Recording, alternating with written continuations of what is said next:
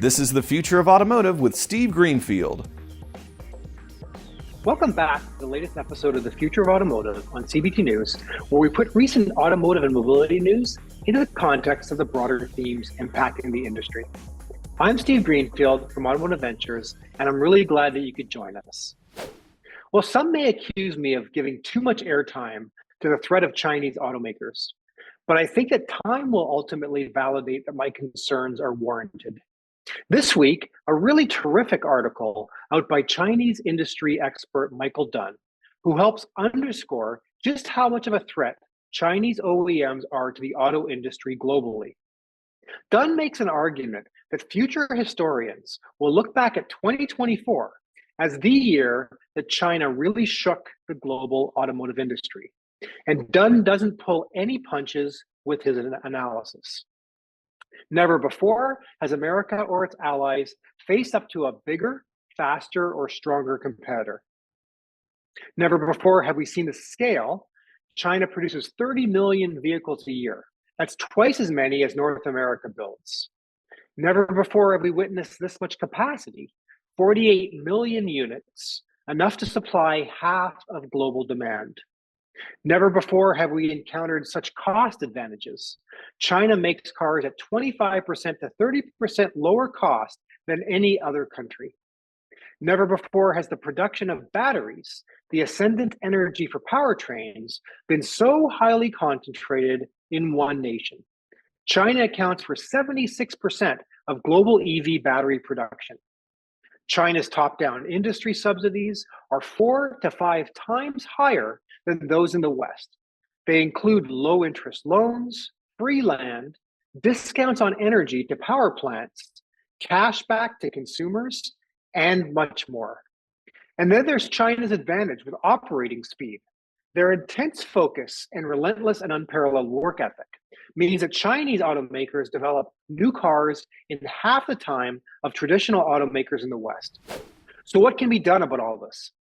Dunne recognizes that today, China enjoys a massive lead in manufacturing cars across capacity, speed, scale, batteries, supply chains, subsidies, technology, and ambition. But he goes on to make the argument that software is now the new king of differentiation for global automakers. Customers are looking for simpler and more accurate navigation, safer cars, fresh entertainment features, and better autonomous driving.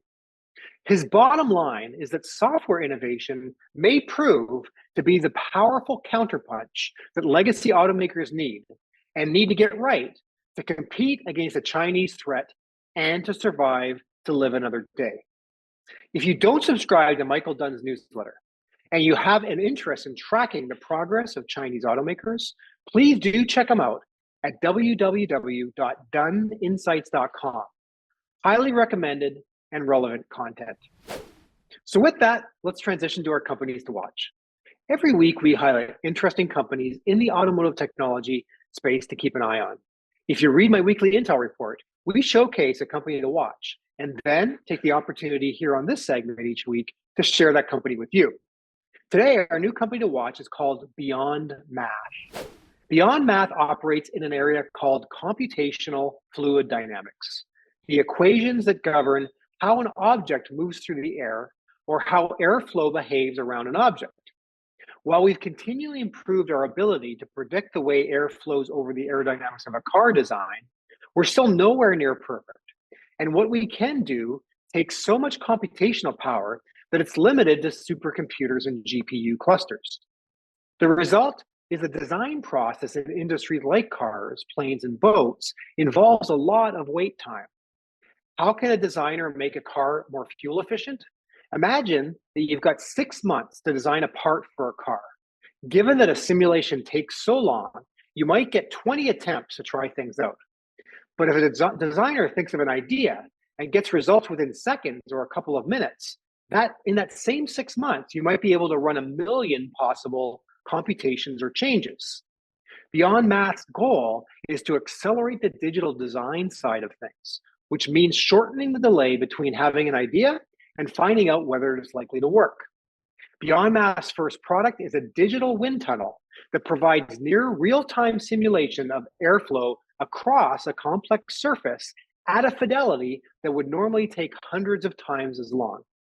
As you can imagine, among BeyondMath's first markets and customers is Formula One racing, where some unnamed teams are exploring using the software to speed up their aerodynamics and vehicle design processes. If you'd like to learn more about BeyondMath, you can check them out at www.beyondmath.com. So that's it for this week's Future of Automotive segment. If you're an auto tech entrepreneur working on a solution that helps car dealerships, we want to hear from you. We are actively investing out of our dealer fund. If you're interested in joining our investment club to make direct investments into auto tech and mobility startups, please join. There's no obligation at all to start seeing our deal flow, and we continue to have attractive investment deals available to our members. Don't forget to check out my book, The Future of Automotive Retail, which is available on Amazon.com. And keep an eye out for my new book called The Future of Mobility, which has been sent to the publisher and will be out soon. Thanks as always for your ongoing support and for tuning into CBT News for this week's Future of Automotive segment, and we'll see you next week. Thanks for watching The Future of Automotive with Steve Greenfield.